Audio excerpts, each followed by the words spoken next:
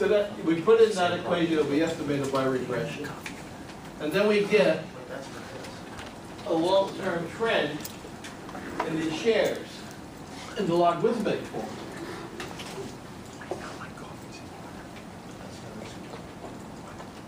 We just drag this down and we get all these numbers, right? Which is the long-term trend of these. Not to see. You should have. What did you do? Projection? Now, to get them out of this form, we had to use this. We take 10 and raise it to this power over here. And we get these numbers. Then to get these numbers, we have to take these numbers and divide them by 100, and then we get these numbers over here. And these are the numbers we're going to use for projections. All right, Juan. I got all that.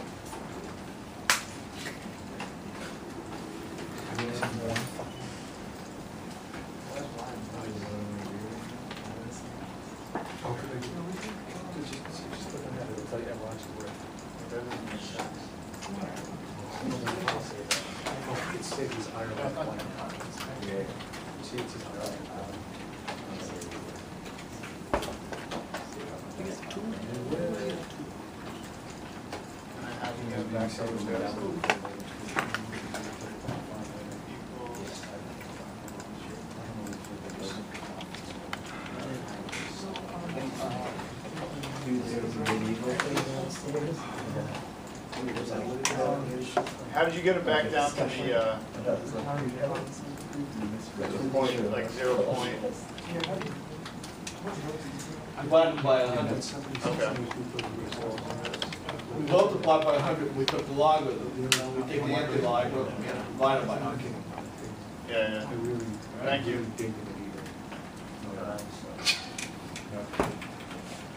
And in this case, you're raising it to 10 only because you used the base 10, right? I use the base 10 log. No, if you used ln, it'd be x squared. If you use the natural log, you use the XP. Okay. Now I just take That's the base E log. Was done in probably 13 minutes. Yeah. Take the natural log, then it's raising 10. So I'm like sitting there. Yeah, I want you to use whatever math you learned in your lifetime. Just sat there playing with my phone. Well, everything you know about computers, and economics all over the place. He didn't seem pissed off. Otherwise, all this education goes to waste. No, I don't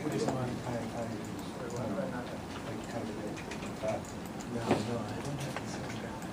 I just remembered what Now that created a scenario. should happen. That the scenario is that I over Y will go down to a low level as the country matures over a period of time. It'll go down to a level of I over Y that you would expect the country at that level. Now let's see at what level this country was at this. So the next thing to do is to get out the population. And see what's happening to per capita income. Now we use one finger to see I want to introduce population over here somewhere. What else do you have? Is it data that you want back? All right, annual population. Is it data that you want that over? Yep. Is this the only two things you were doing? Professor? Yeah. What else did you project down other than the sum of I over the sum of Y and the growth rate of Y? So we'll get back to that. The same thing that we were at? Once we got the growth rate of Y, then we can get Y. Oh, okay. All right? So then you We'll just, get back to it. So here we are back to the UN data. Okay, we've had enough of this. We got all this stuff. We don't need this anymore. We go to the bottom of this, where it has world population prospects. Population. Yep.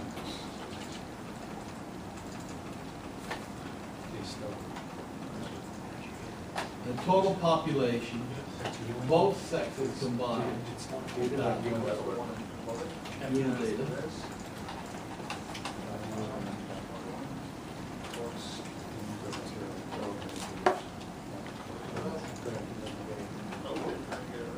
is like our country.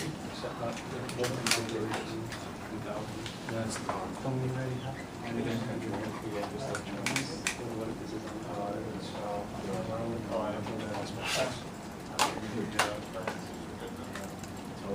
And it goes up to 2100. It's going by 5 years.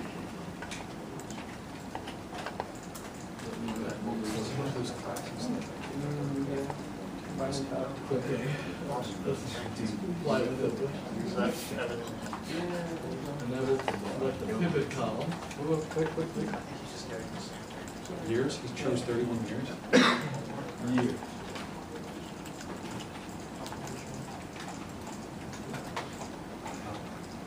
So these are the data for Paraguay. Just scroll across here. Just to give you damage. Every 5 years. So we should just download it. In thousands, so we're gonna have to divide by thousands. And we get, so let's download this. We'll put it into one of these. And then we'll just open it.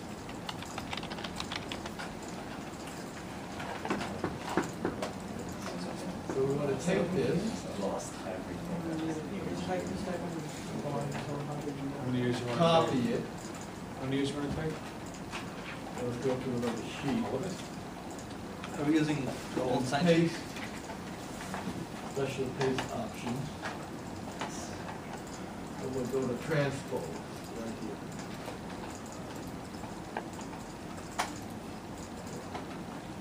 So this is Paraguay, medium variant, and this is their population. In thousands.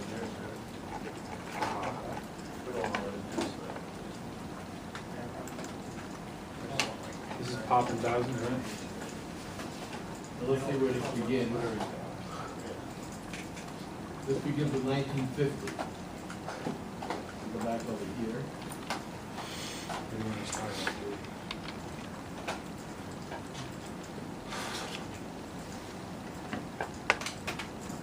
This will be 1950.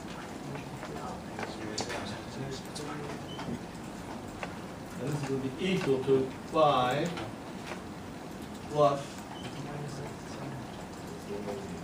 That's the population in thousands. Yes, no, this is projected. But doesn't the projected ones in the future? Yeah, no, that's really not sure. Good. Now we're only going up to the year 2000. Yeah? So we don't really need all of this. We only need up to the year 2000. So. And we're starting with the year 1990. So we're only going to use a handful of these numbers. 90.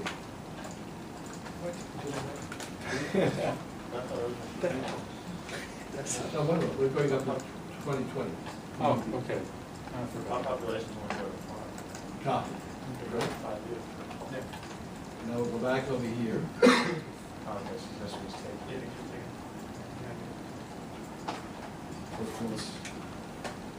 Put those numbers here.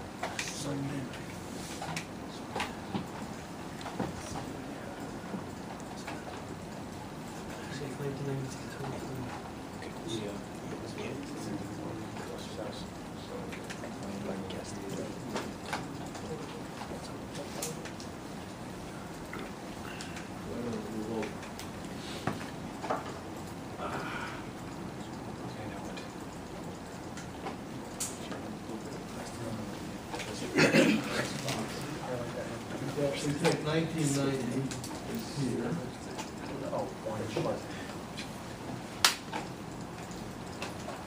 Copy that one.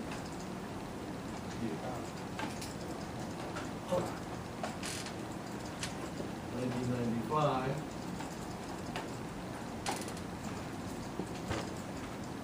91, 92, 93, 94, 95.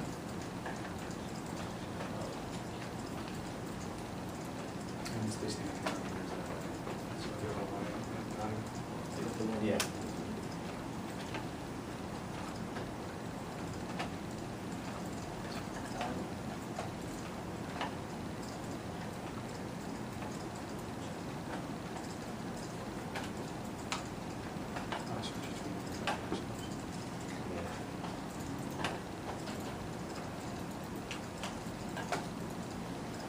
get 2,000.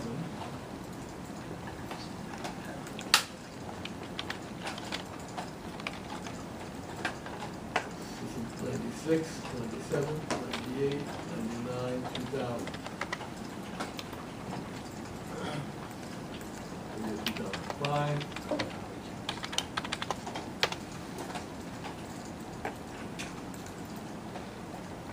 2001, 2002, 2003, 2004,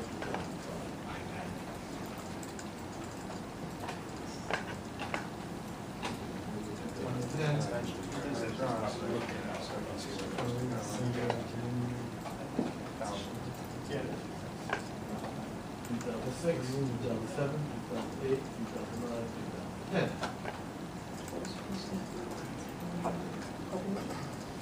Now 2015. Once in my head, I wrote my car this morning.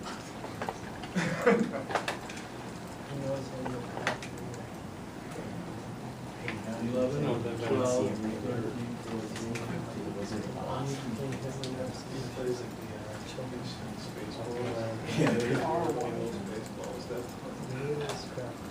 220.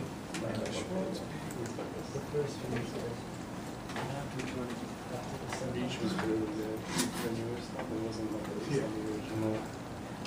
You just have like Good. Now, what we have over here,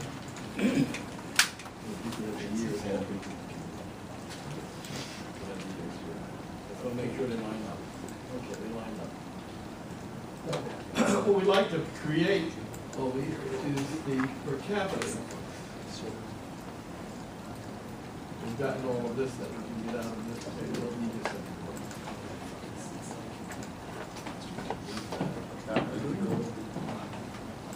Now we want to get Y over T.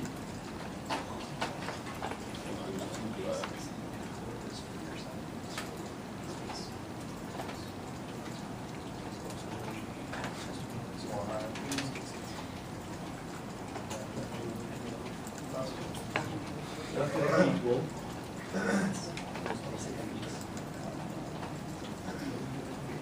that divided by that.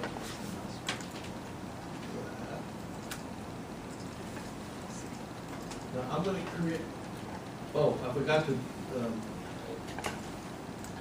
because these are 1,000, I have to multiply these by 1,000. Let me change it slightly.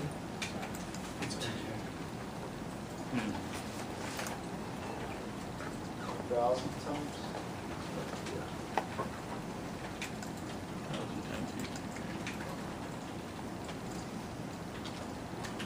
Now, if I drag this down, I'll be getting all these divided by zeros. But I'm gonna do it anyway. I'm gonna erase it.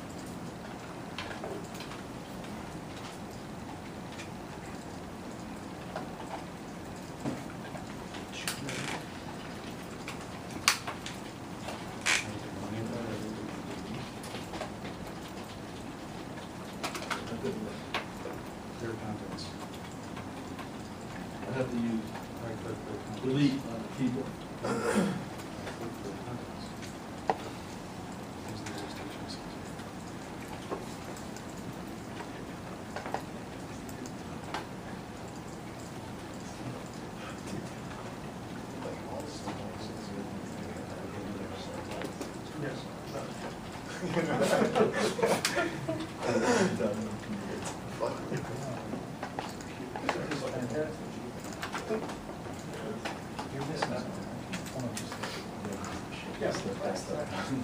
Okay, now what this shows, this Y over P,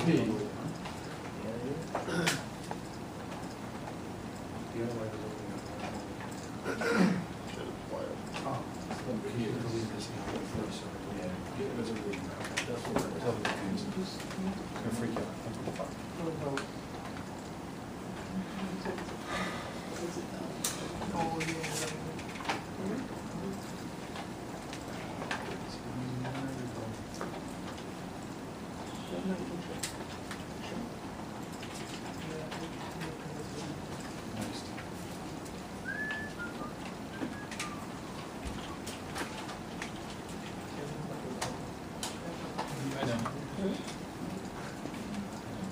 I don't recall I see anything just in case anybody.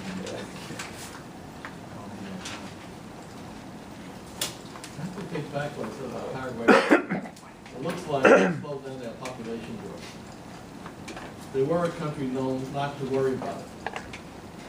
But they slowed down their population growth because here, the GDP per capita It's in the water now.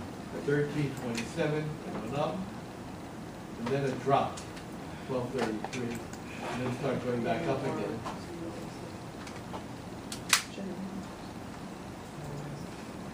Now it's up to 1513, well, the projection period, 1542, and 1570. So my projections show that with the change in the population slowing down, even with a slower growth rate of GDP, the per capita income is going up. And this is normal. You would expect that kind of thing to happen. As the country grows, as it becomes more advanced, the GDP per capita goes up naturally. For the Latin American countries, this is very nice. I mean, it's just about the middle of the Latin American countries. There are some countries with higher per capita income than Latin America, but some with lower. So it's a good, very nice performance for that part of the world. It's what we call a middle level developing country. Developing country at a middle level.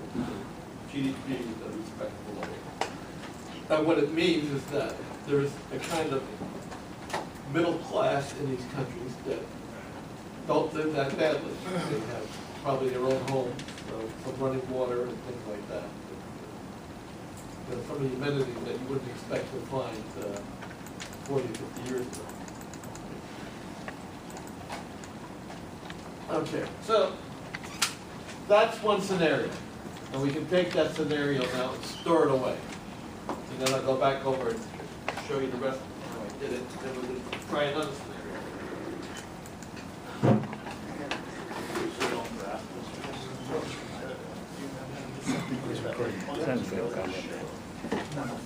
So I just show like what we did. Or it just shows that.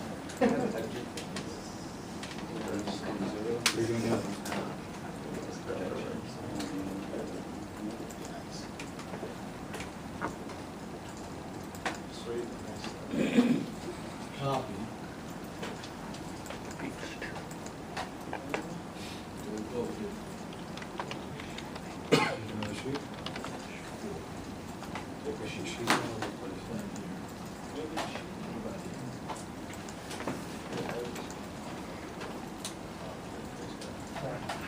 This is scenario one.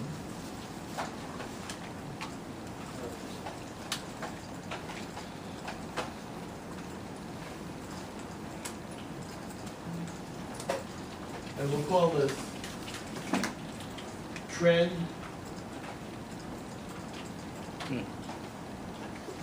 investment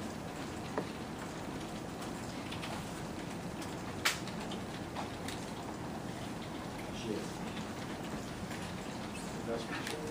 Share.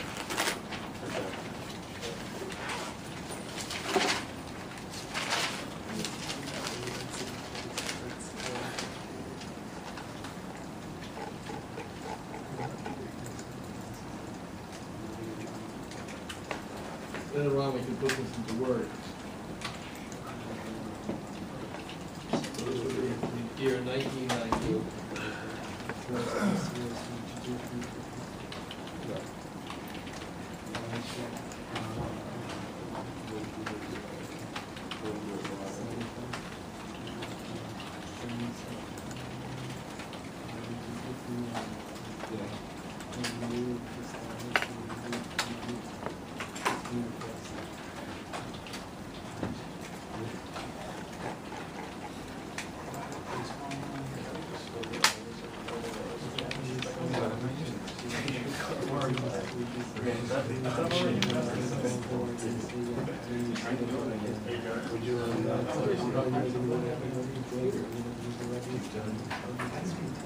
Now remember, the population figures we didn't do. They changed, they were exogenous.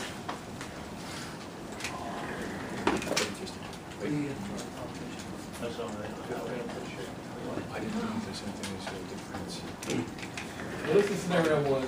We have a trend in the investment share. We continue that trend to 2020. And what that means for the country is that If you do what he does, then that's what you look. Yeah. 70-29.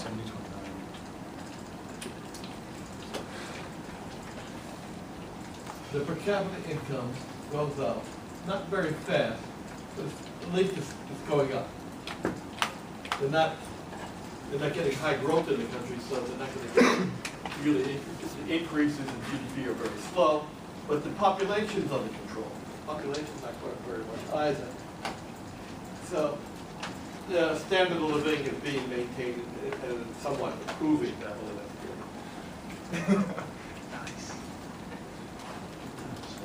This is based using investment shares following their trend. Now let me go back to explaining this projection to you.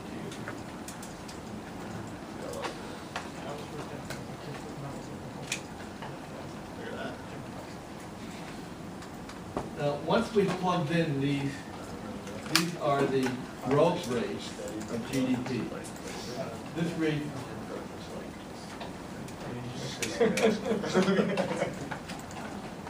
This rate.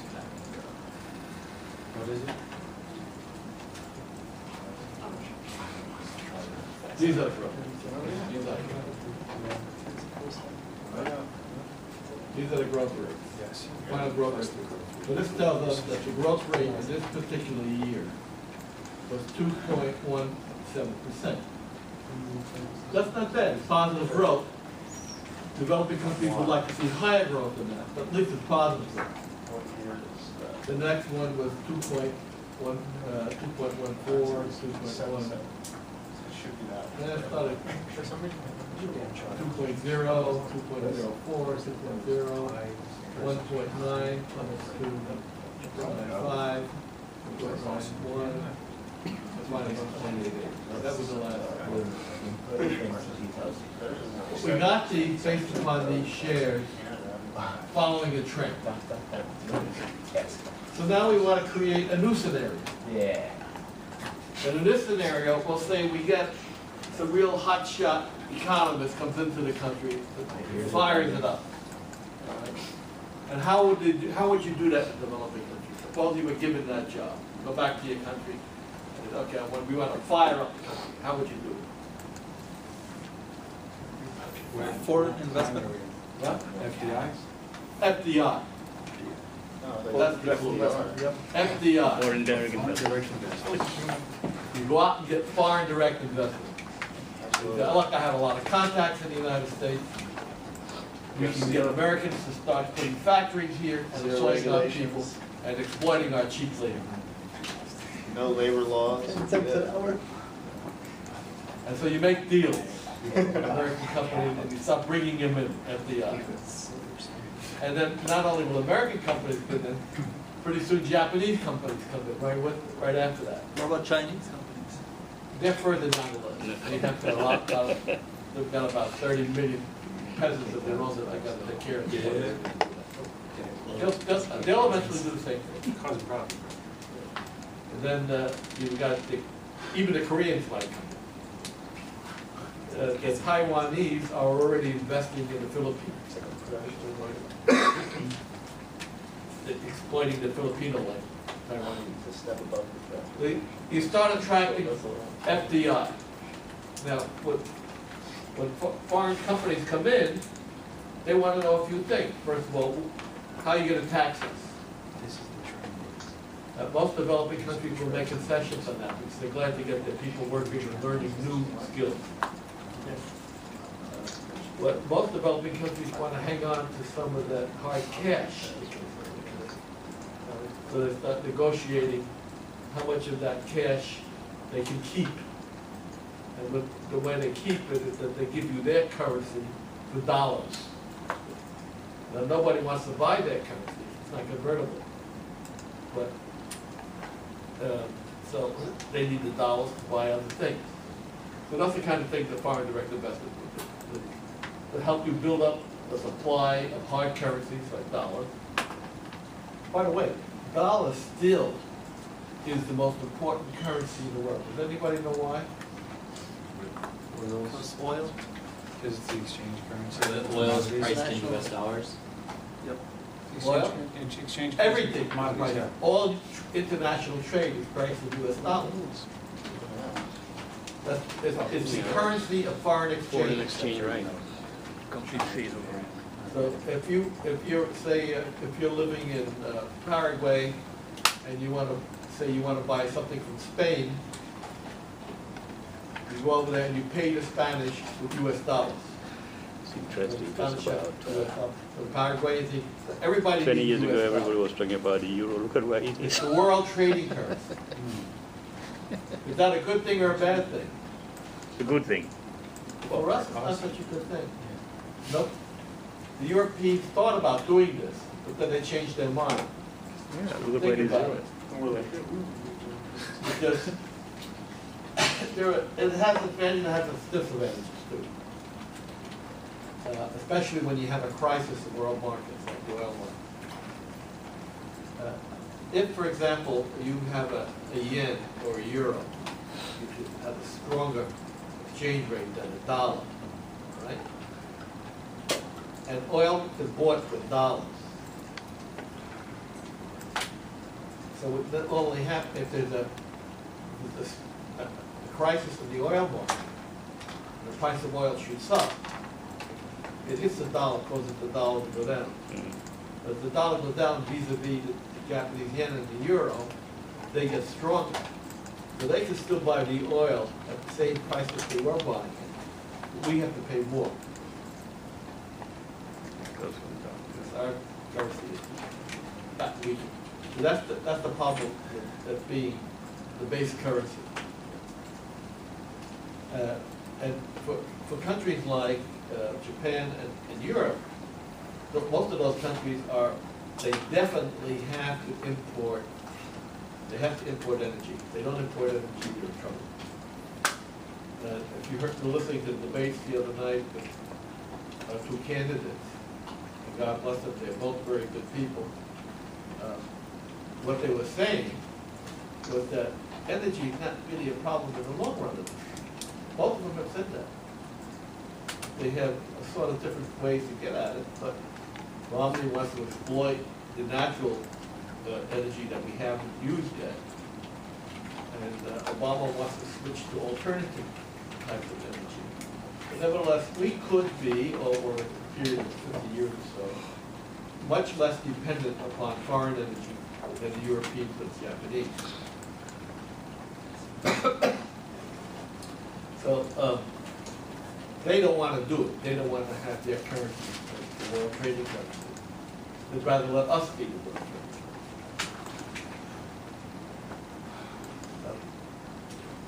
So what happens when you come in with foreign direct investment, usually the countries will try to get some way to keep some of the foreign direct, some of the dollars that the company who wants to invest in them, they're going to get when they set up shop.